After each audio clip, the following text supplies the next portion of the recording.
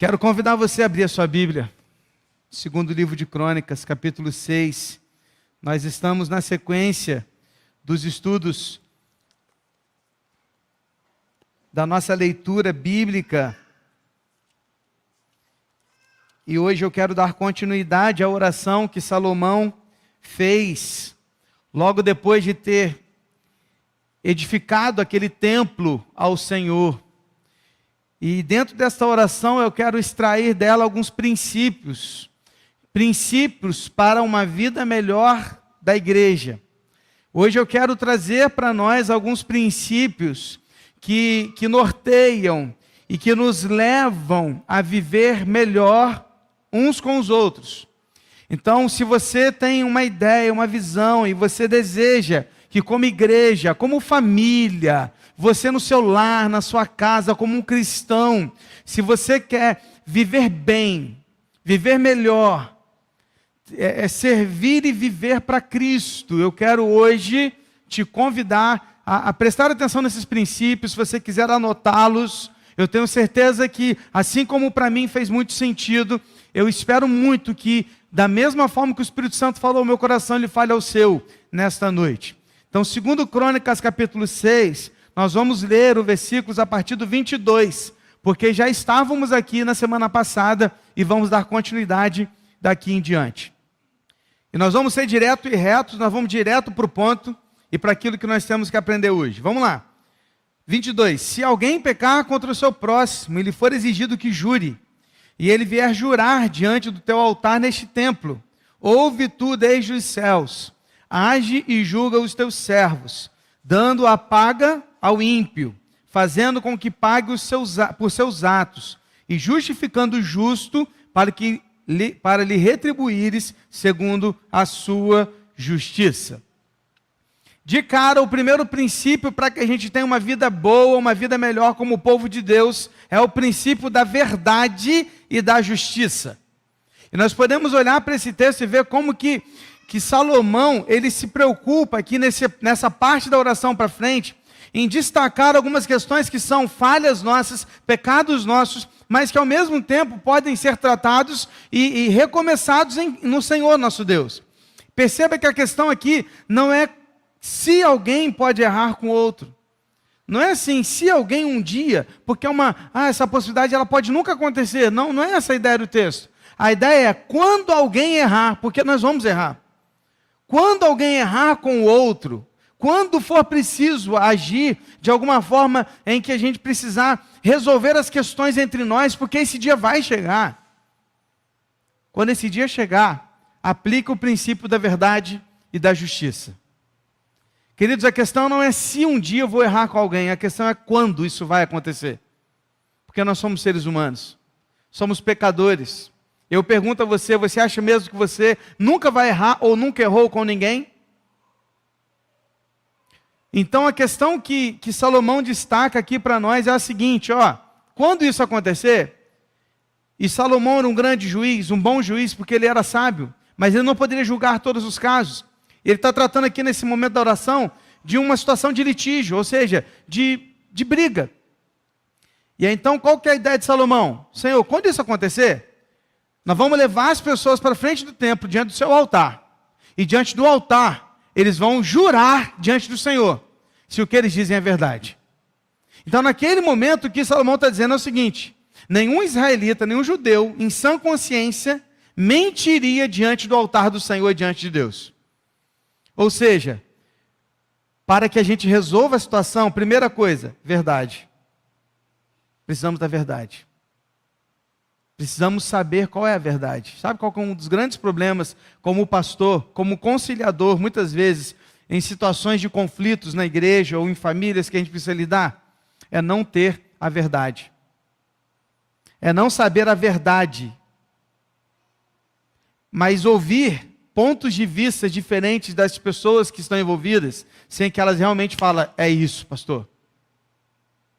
Lá em casa, com as nossas crianças, com os nossos filhos, eu sempre falo com eles lá, o que mais nos deixa irado com os nossos filhos, não são os seus erros em si, mas é a mentira para cobrir os seus erros ou não ser punidos por eles. Eu falo com o Gustavo e com a Lara, a pior coisa que vocês podem fazer é mentir para mim. Nunca mintam. Nunca. A punição lá em casa para mentira é pior do que para o erro. Porque a mentira, ela não tem base, nada é feito e construído, edificado na mentira. Está comigo, irmão? Está entendendo isso? Então presta atenção, se você quer viver bem em família, se você quer viver bem em grupo de igreja, como uma organização, você precisa do princípio da verdade e da justiça.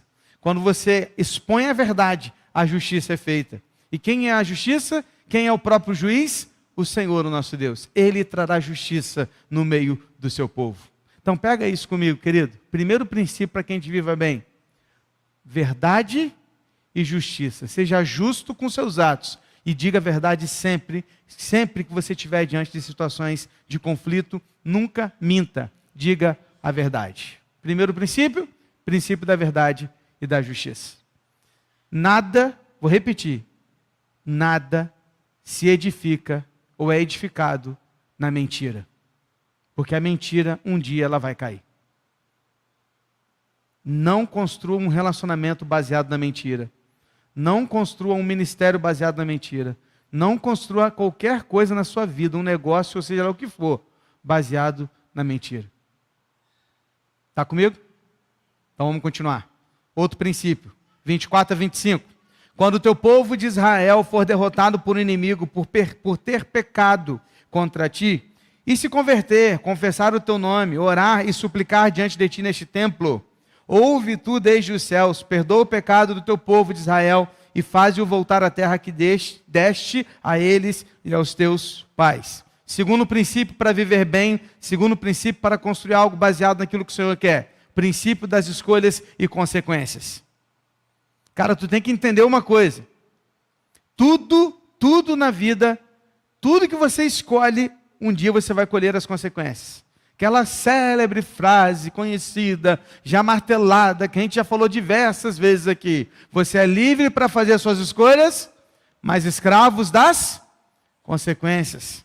Então é o princípio das escolhas e consequências. Veja o que Salomão está falando aqui. Um dia o povo vai ser derrotado por inimigo. Por quê? Por ter pecado contra ti. Consequência. Escolha e consequência. Um povo de Israel, o povo de Judá, estava vivendo naquele momento debaixo da vontade de Deus. Mas Salomão está dizendo o seguinte: mas vai chegar um dia que esse povo vai pecar contra ti. E quando esse dia chegar, eles vão ser derrotados nas batalhas. Consequências das escolhas. Só que olha que o versículo continua. Ele não para aqui.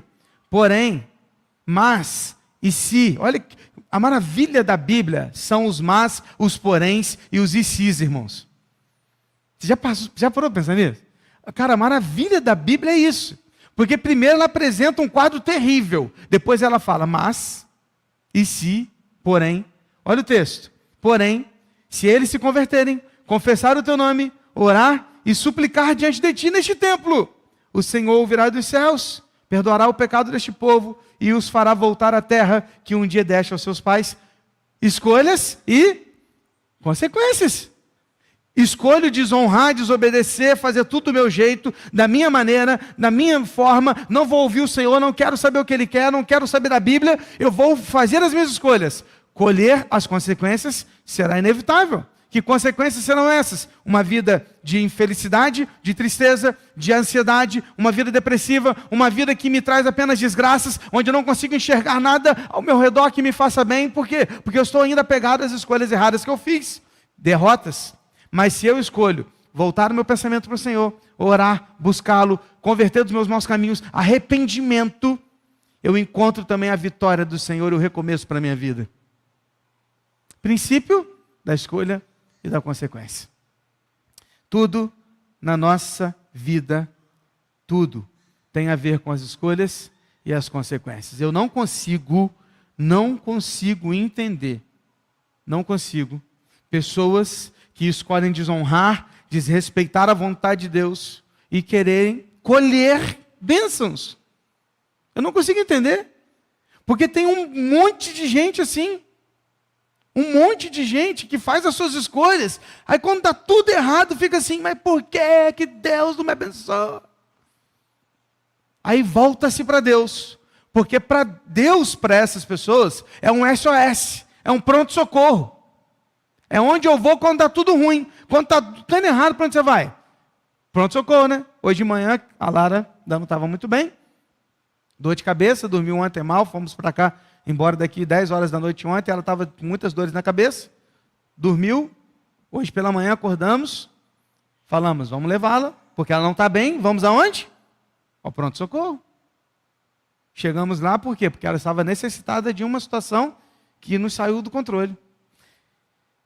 Quantas vezes nós fazemos de Deus o PS das nossas vidas? Escolhemos errado e colhemos as consequências. Aí quando dá tudo errado, eu vou para o PS. Ah, Deus, Senhor, por quê? Queridos, não se engane. Existe um princípio muito claro na palavra de Deus, que é o princípio da semeadura, que é esse que a gente está falando. Tudo que você plantar, você vai colher. Tudo. Tem gente que não é fiel nos dízimos, nas ofertas, vive apertado na vida, não consegue fazer nada, não compra nada, não constrói nada. Mesmo assim, não consegue por quê? Porque não entendeu o princípio da generosidade. De ser servo de verdade ao Senhor, de entender que aquilo que está dando ali, você está dando para o reino de Deus. E como que Deus nos abençoa quando nós somos fiéis a Ele. Aí olha às vezes para um camaradinho que tem um salário mínimo de salário, mas lá, conseguiu construir, saiu do zero, fez tudo, por quê? Porque foi fiel ao Senhor. Escolhas e consequências. Escolhas e consequências. Princípio bíblico para as nossas vidas como povo de Deus, princípio da escolha e da consequência. Está entendendo? Vamos continuar? 26 a 31. Quando o céu se fechar e não houver chuva, por ter o povo pecado contra ti, e ele orar neste lugar, confessar o teu nome e se converter dos seus pecados, depois de haveres castigado, ouve tu nos céus, perdoa o pecado dos teus servos e do teu povo de Israel, ensinando-lhes o bom caminho em que devem andar. E envia chuva sobre essa tua terra, que deste em herança ao teu povo. Quando houver fome na terra ou peste, quando houver crestamento ou ferrugem, gafanhotos e larvas, quando inimigos cercarem as cidades do país, ou houver alguma praga ou doença, toda oração e súplica que houver, que qualquer homem, ou todo o teu povo de Israel fizer, conhecendo cada um a sua própria ferida e a sua dor, e estendendo as mãos na direção deste templo, ouve tu desde os céus, lugar da tua habitação, perdoa e dá a cada um segundo os teus caminhos, visto que lhe conheces o coração, porque tu, só tu, és conhecedor do coração dos filhos dos homens, para que temam e andem nos seus caminhos, todos os dias que viverem na terra que deste aos nossos pais. Terceiro princípio para as nossas vidas, para que a gente tenha uma vida melhor, o princípio da oração e da busca. Eu não vou repetir aqui o que já falei antes, porque é um complemento do que a gente já leu no princípio anterior. Você percebeu que em todo esse bloco falamos também de escolhas e consequências. Se você prestou atenção na leitura, o povo colheu aqui desgraças porque desobedeceu o Senhor, ok? Mas nós já falamos desse princípio. Mas há um outro princípio aqui nesse bloco de versículos, que é o da oração e da busca ao Senhor. E esse é um princípio que nós devemos aplicar nas nossas vidas. O que Salomão está dizendo é que um dia chegará a disciplina do Senhor. Presta atenção, queridos.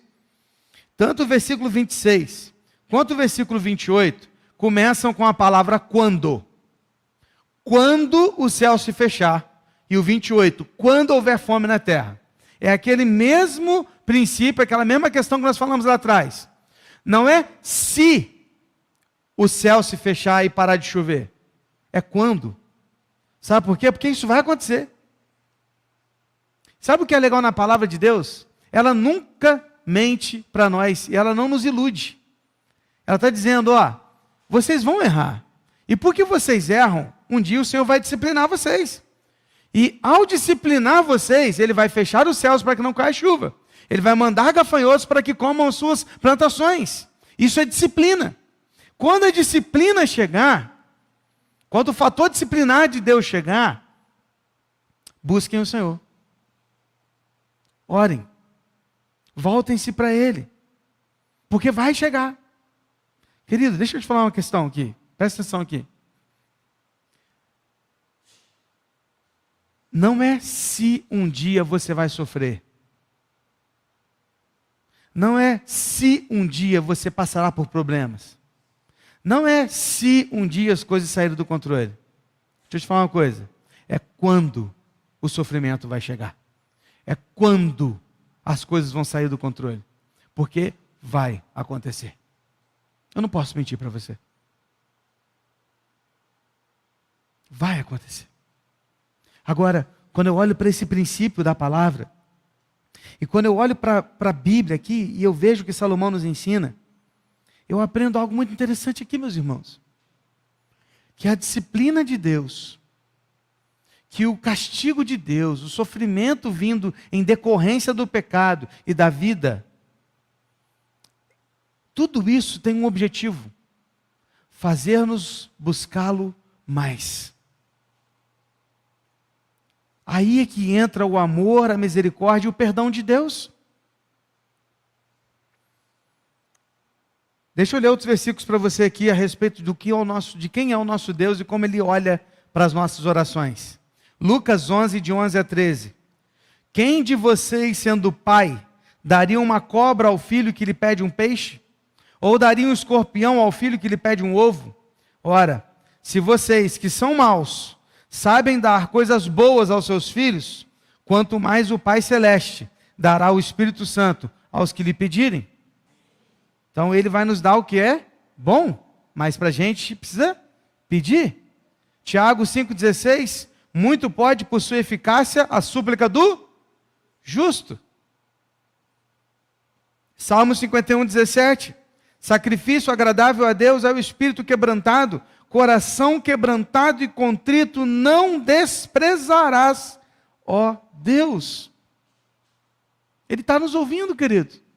Então o princípio aqui é: busque o Senhor, ore ao Senhor. Diante das dificuldades e dos sofrimentos da vida, ore ao Senhor. Se nada mudar, pelo menos você teve um tempo de relacionamento com Deus, o que talvez seja raro na sua vida.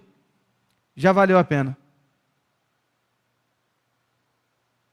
Sofrimentos, problemas, dificuldades e disciplinas na nossa vida nos levam de volta para Deus.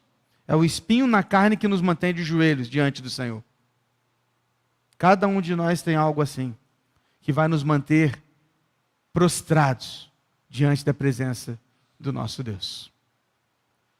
O principal pedido de Salomão, e é legal aqui, e eu vou fechar aqui esse princípio agora, porque se você prestou atenção, Salomão, ele não pediu chuva, ele não pediu que a praga fosse embora.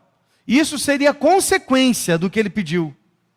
Olha o que ele pediu: que Deus perdoasse o pecado dos seus servos e os ensinasse o bom caminho que deviam andar. É o primeiro pedido de Salomão.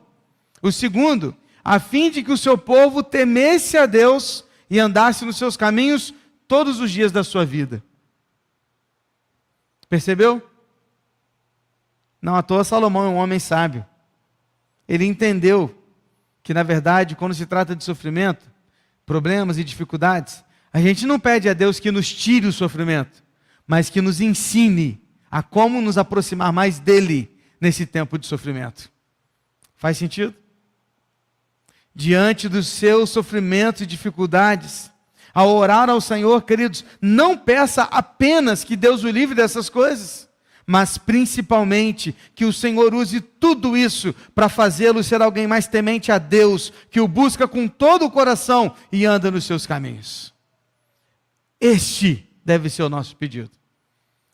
No dia de ontem fui fazer uma visita no hospital, num hospital aqui em Volta Redonda, e ao chegar lá encontrei uma senhora muito amada, amiga, não é da igreja, é amiga nossa, amiga da família, e ela está numa situação crítica, tomada por uma metástase, água na pleura, e os médicos, infelizmente, já não deram muitas esperanças. E enquanto orávamos, conversávamos a respeito da palavra,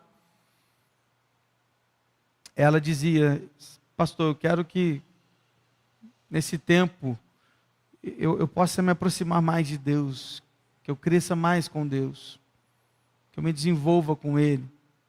Eu sei que eu já vi muitos milagres, eu estou pedindo um milagre, pastor, eu estou pedindo um milagre, mas se Ele não vier, eu confio no Senhor. Sabe, queridos, nós precisamos aproveitar melhor. Olha que palavra que, se usada fora de contexto, parece loucura. Não à toa o evangelho é loucura para os homens. Aproveite bem o seu sofrimento. Aproveite bem as suas dificuldades. Aproveite bem os problemas. Porque estes podem te levar para mais perto de Deus. Não à toa, a palavra diz que é melhor estar numa casa de luto que numa casa de festa. Porque é lá que a gente pensa melhor na vida e reflete naquilo que Deus tem para nós. Então, o terceiro princípio é o princípio da oração e da busca ao Senhor. Precisamos buscá-lo, precisamos ir a Ele e orar mais ao Senhor, nosso Deus. 32 e 33 vão dizer assim: também ao estrangeiro que não for do teu povo de Israel, porém vier de uma terra distante por amor do teu grande nome e por causa da tua mão poderosa e do teu braço estendido, e orar, voltado para este templo, ouve tu desde os céus, do lugar da tua habitação, e faze tudo o que o estrangeiro te pedir, a fim de que todos os povos da terra conheçam o teu nome, para te temerem como o teu povo de Israel, e para saberem que este templo que eu edifiquei é chamado pelo teu nome. Quarto princípio, para nós, uma igreja que quer viver de acordo com a vontade de Deus, é o princípio da propagação do Evangelho. Aqui nós encontramos algo muito interessante. Salomão não está orando por todos os estrangeiros. Salomão não está orando por todos os povos. Salomão está orando pelos estrangeiros que chegariam até Israel por causa do templo. E ao olhar para o templo se rendessem ao Senhor. Perceba, querido, que Salomão está falando aqui de uma propagação do nome de Deus. Ele está deixando claro para nós aqui que a ideia é que as notícias a partir do templo chegassem nas outras nações de tal forma que estas nações se voltassem para Deus. Que princípio nós temos aqui? Da propagação do Evangelho, da propagação do nome de Deus. Perceba, meus irmãos, o objetivo do templo de Salomão ser tão belo, tão pomposo ali, com muito glamour, era para que as pessoas fossem lá e, indo lá, não visse apenas a beleza do templo, mas encontrasse e contemplasse a glória do Senhor naquele lugar. E quando os estrangeiros ali chegassem, atraídos pela glória de Deus, eles seriam levados ao arrependimento, à confissão de pecados e a servir ao Deus Todo-Poderoso. Que coisa maravilhosa! Aí quando eu trago isso para o nosso contexto, quando eu trago esse princípio para o Novo Testamento, quando eu trago esse princípio para nós, Igreja de Cristo, nós podemos pensar, queridos, quem é o templo do Senhor hoje? Somos nós. Somos nós. É a Igreja de Cristo. Nós somos o templo. E eu pergunto, como templo do Espírito Santo, como templo de Deus, estamos atraindo as pessoas a Cristo? Porque era isso que aquele templo fazia. Ele atraía as pessoas para ver a glória de Deus. E eu me pergunto, nós, como Igreja de Cristo, estamos atraindo as pessoas a partir da nossa vida para que vejam a glória de Cristo em nós e através de nós? Esse é o princípio que está detalhado nesses versículos. A propagação do Evangelho. Nós somos o templo do Senhor e precisamos apontar para Cristo, para que as pessoas olhem para nós, vejam em nós, venham a nós e conheçam a Cristo. Nosso papel é esse. Será que estamos atraindo pessoas a Cristo? Nossas vidas apontam para Cristo? Esse é um princípio básico da igreja. Nós precisamos propagar o Evangelho de Deus. Essa é a nossa missão. Não negocie isso. Não negocie o Evangelho. Nunca negocie a palavra de Deus. O mundo precisa saber que Jesus Cristo é a solução. Amém? 2 Crônicas 6, 34 e 35. Quando o teu povo sair à guerra contra o seu inimigo, pelo caminho por onde o enviares e orarem a ti, voltados por essa cidade, que tu escolheste, para o templo que edifiquei no teu nome, ouve tu desde os céus a sua oração e súplica, e faze-lhes justiça. O quinto princípio aqui destacado nesse texto é o princípio da proteção vinda de Deus, da proteção divina. Perceba, quando o teu povo sair à guerra contra os seus inimigos pelo caminho, voltados para essa cidade que escolheste, o tempo que edifiquei o teu nome, ouve dos céus a sua oração e súplica, e faze-lhes justiça. O que Salomão está dizendo aqui é o seguinte: não tenham dúvidas, Deus protege o seu povo. Deus protege os seus. E como somos hoje o Israel de Deus, a igreja de Cristo, não podemos perder isso de vista. Também estamos numa grande batalha. Não como essa de Israel, mas estamos numa batalha chamada batalha espiritual. Lutamos não contra a carne ou sangue, mas contra principados e potestades. Queridos, o mundo jaz do maligno. Há uma agenda hoje no mundo que está querendo destruir a família, destruir os princípios bíblicos, princípios da fé.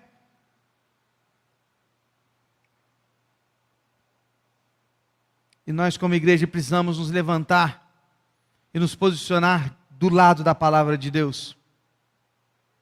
Porque muitas vezes o que se dizem que pedem a tolerância, na verdade é a aprovação. E a aprovação na palavra não há para aquilo que se pedem aí fora. Então nós precisamos nos posicionar. E nessa batalha, queridos, nós temos um protetor, e esse protetor se chama o Espírito Santo de Deus. E os seus anjos estão acampados ao redor daqueles que o temem. Meus irmãos, nós estamos numa grande batalha. Como o Marcelo falou agora antes um pouco. Precisamos levantar a guarda. Não podemos baixar a guarda em momento algum. Porque o inimigo, ele está agindo de forma sorrateira, às vezes de forma oculta e muitas vezes de forma explícita contra a igreja. Não se desespere. Deus é contigo. Ele te protege. Ele é seu escudo. Ele é a fortaleza. Socorro bem presente na hora da angústia. Ele não nos abandona. Ele estará conosco, assim como esteve até hoje, e estará até o fim do mundo, até os confins da terra. Nós não estamos sozinhos. Amém? Princípio da proteção divina. Nós estamos protegidos por aquele que é o soberano, grandioso, majestoso, maravilhoso, como cantamos hoje, o poderoso Deus. Ele é quem nos protege. Está comigo, meu irmão? Caminhando já para o último princípio e para o princípio geral, que será no fim, na conclusão. O sexto e último princípio aqui desse momento. 36 a 42. Quando pecarem contra ti, pois não há homem que não peque, e tu te indignares contra eles e os entregares às mãos do inimigo, a fim de que os leve cativos a uma terra, longe ou perto daqui, e se na terra onde fores levados cativos caírem em si, e se converterem, e na terra do seu cativeiro te suplicarem, dizendo, pecamos, procedemos mal e cometemos iniquidade, e se eles se converterem a ti de todo o coração, de toda a sua alma, na terra do seu cativeiro, para onde foram levados cativos, e orarem, voltados para a sua terra, que deste aos seus pais, para esta cidade que escolheste, para o templo que edifiquei no teu nome, ouve tu desde os céus, do lugar da tua habitação, a sua prece, a sua súplica, e faz-lhes justiça. Perdoa o teu povo, que houver pecado contra ti. 40. Agora, ó meu Deus, que os teus olhos estejam abertos, os teus ouvidos atentos à oração que se fizer neste lugar. E agora, Senhor Deus, levanta-te e entra para o teu repouso, tu e a arca do teu poder. Que os teus sacerdotes, ó Senhor Deus, se revistam de salvação e os teus santos se alegrem com o bem. Ó Senhor Deus, não rejeites o teu ungido. lembra-te das misericórdias que usaste para com Davi, teu servo. E eu fecho aqui com o sexto e último princípio para que vivamos bem. É o princípio da soberania e imutabilidade de Deus. Guarda isso. Deus é imutável. Nele não há sombra de dúvidas, nem variações. Porque o nosso Deus, Ele não muda. Ele é único e Ele é soberano. Mais uma vez, Salomão citou aqui a questão do pecado, do cativeiro, quando nós recebemos de consequência das escolhas que fizemos na vida. Mas no final da oração aqui de Salomão, ele deixa algo muito claro. Ele diz assim, olha, que se o povo for confessar, se arrepender, o Senhor, por favor, perdoa eles. Porque o Senhor é soberano. Revista-os a sua salvação. E é muito legal porque no versículo 42, quando ele fecha, ele diz assim, ó Senhor, não rejeites o teu ungido. Ele está falando dele mesmo. O ungido aqui é o rei. Ele está dizendo, não me rejeites, porque eu sei que eu sou um pecador. Agora, onde está o princípio da não rejeição sobre Salomão? Na imutabilidade de Deus. Por quê, pastor? Porque ele continua dizendo, lembra das misericórdias que usaste para com Davi, o teu servo? Ele está dizendo assim, lembra da aliança que o Senhor fez com Davi, meu pai? E como o Senhor é imutável, como o Senhor não muda, como o Senhor é fiel, mesmo quando nós somos infiéis, lembra de mim. Seja misericordioso para comigo, para com o teu povo, e cumpra em nós a promessa que o Senhor fez a Abraão e a Davi. Cumpra em nós a aliança que o Senhor fez com Abraão e com Davi. Quando o Senhor disse para Davi que a descendência dele seria os descendentes dos reis de Judá até a vinda do Messias. Senhor, cumpra em nós, porque o Senhor é imutável. Queridos, que coisa maravilhosa é saber que o nosso Deus é soberano e imutável. Por isso nós sabemos que Deus ele continuará fiel para conosco, não por causa de nós, mas por causa dos seus atributos, por causa de quem Ele é. Presta atenção, meu irmão. Saber que servimos a um Deus fiel e imutável nos traz segurança e tranquilidade na vida, porque isso muda o nosso jeito de olhar para as coisas. Se eu te perguntar algo aqui, se você for sincero comigo, eu acredito que você vai concordar comigo. Talvez nem todos, mas acredito que a maioria, sim, em sã consciência, vai concordar comigo. Lidar com pessoas instáveis não é fácil.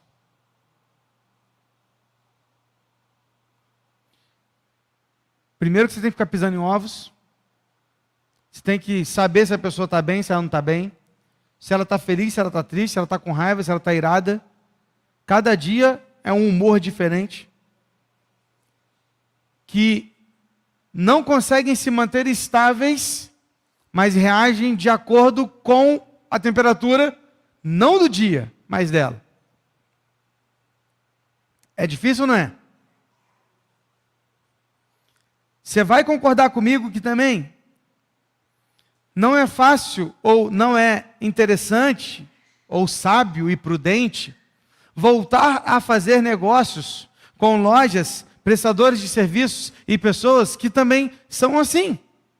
Que, por exemplo, no momento tem uma qualidade de serviço, quando você volta a qualidade é outra. O preço de repente está aqui, do nada o preço está lá. Ou então a questão do tempo, ele fala, vou te entregar em 30 dias e chega em 90. Você gostaria de trabalhar com alguém que você não pode confiar? Não. Porque trabalhar com pessoas, com situações que são instáveis, não é legal. Por exemplo, você teria confiança de viajar com um carro que é instável? Você teria confiança de pegar seu carro e ir para São Paulo com um carro que é instável? Você não pode confiar nele no momento? Não. Por quê? Porque você sabe que ele pode te dar problemas. Agora presta atenção. Faz toda a diferença quando você se relaciona com alguém que não muda, que é o mesmo ontem, hoje e será eternamente. E só há uma pessoa assim. E essa pessoa se chama Senhor nosso Deus Todo-Poderoso, que se revela pela Trindade em 3 pessoas, um único Deus.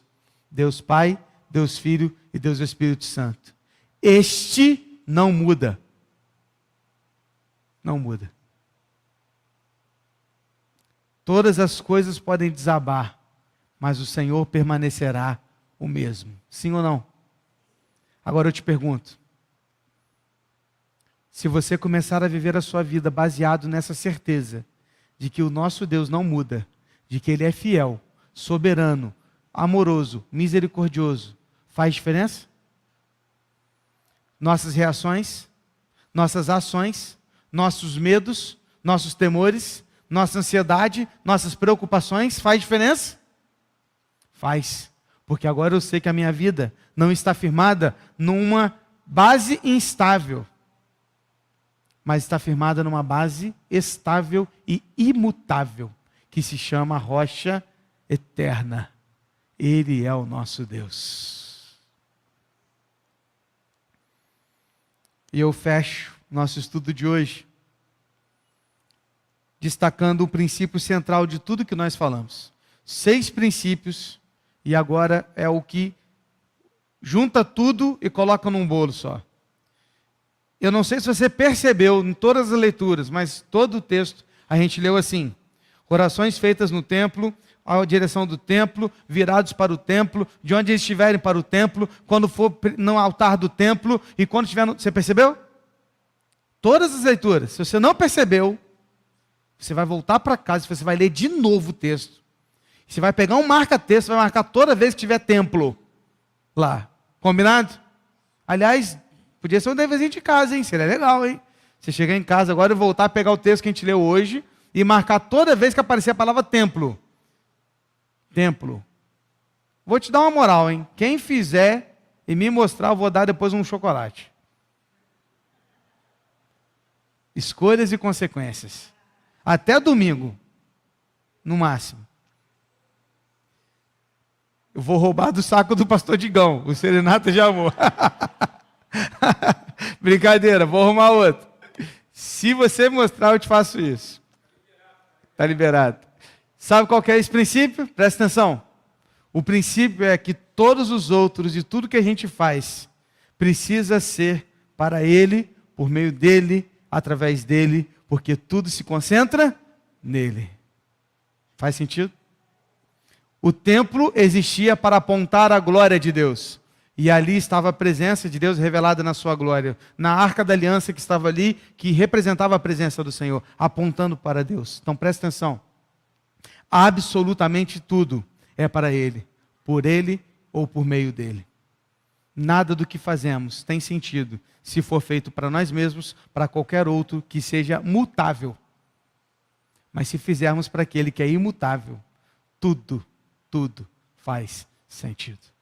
O princípio central desse texto é: tudo começa e termina em Deus, porque Ele é o alfa, Ele é o ômega, o princípio e o fim.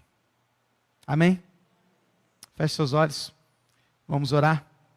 Meu desejo é que você aplique esses princípios na sua vida e que você consiga viver o princípio da verdade e da justiça, entendendo das escolhas e consequências, o princípio da oração e da busca, o princípio da propagação do Evangelho, da proteção divina e da soberania e imutabilidade de Deus, lembrando que tudo está centrado nele. Pai, muito obrigado por essa leitura tão dinâmica, direta, que nos aponta para um objetivo. O objetivo de hoje foi nos trazer, ó Deus, alguns princípios básicos para que possamos ter uma vida melhor em família, como igreja, vivendo para a glória do Senhor e buscando fazer a Tua vontade.